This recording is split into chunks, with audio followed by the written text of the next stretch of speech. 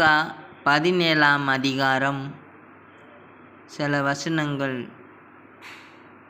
இயேசு எருசலேமுக்குப் போய் கொண்டிருந்த பொழுது கலிலேயா சமேரியா பகுதிகள் வழியாகச் சென்றார்.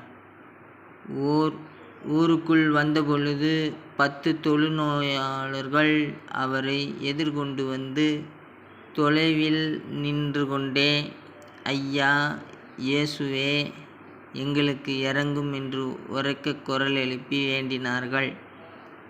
அவர் அவர்களைப் பார்த்ததும் அவர்களிடம், நீங்கள் போய் உங்களைக் குருக்களிடம் காண்பியுங்கள் என்றார். அவ்வாறே அவர்கள் புறப்பட்டுப் போகும்போது அவர்களது நோய் நீங்கிற்று.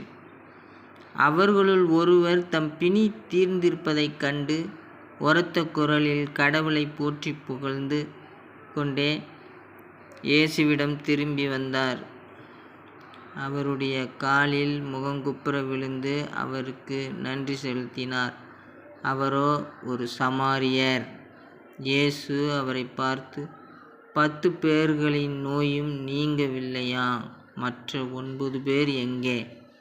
கடவுளைப் போற்றிப் புகழ அந்நியராகிய உம்மைத் தவிர வேறு எவரும் திரும்பி வரக் காணோமே என்றார்.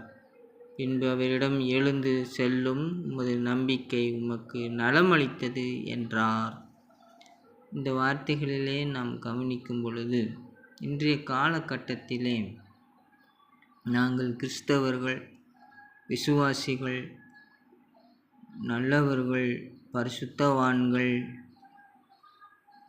கடவுளுடைய ஊழியக்காரர்கள் என்றெல்லாம் சொல்லி போலியாக நாடகமாடி மக்களிடமிருந்து பணம் வசூலிப்பது, பலவிதமான குழப்பங்களை ஏற்படுத்துவது, குடும்பத்தை பிரிப்பது போன்ற தவறான செயல்களிலும் சிலர் ஈடுபடுகின்றார்கள். ஆனால் இந்த சமாரியர் என்றவர் ஒரு அந்நியர்.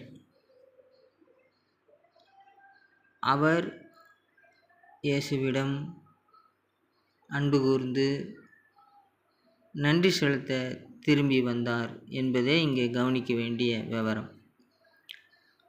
ஆகவே இன்றைய காலகட்டத்திலே வேற்று மதத்தினர், வேற்று இனத்தினர் இயேசுவை நன்கு அறிந்து புரிந்து அவரிடம் அன்புள்ளவர்களாக இருக்கின்றார்கள். ஆனால் நம்முடைய மக்கள், கிறிஸ்தவர்கள், குறிப்பாக பழைய சங்கட சார முறைகள், சடங்கு முறைகள் என்று பக்தி வைராக்கியம், தீவிரவாதத்தனம், பிடிவாதமாக சில கொள்கைகளில் இருப்பது போன்ற நடந்து கொண்டு ஏழைகளுக்கு இறங்காமலும், சமுதாய பணி மேற்கொள்ளாமலும், இயேசுவிடம் அன்பு செலுத்தாமல் விலகிச் செல்கின்றனர் என்பதே வருத்தமான விவரம். ஆகவே இன்றைய காலகட்டத்திலே அன்பு உடையவர்களாய் நாம் கடவுளிடம், பக்தி உடையவர்களாய் நாம் கடவுளிடம், உண்மையானவர்களாய் நாம் கடவுளிடம் இருக்க வேண்டும்.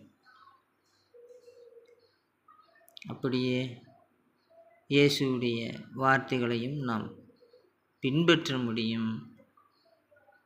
அவருடைய பாதுகாப்பும் நமக்கு கிடைக்கும்.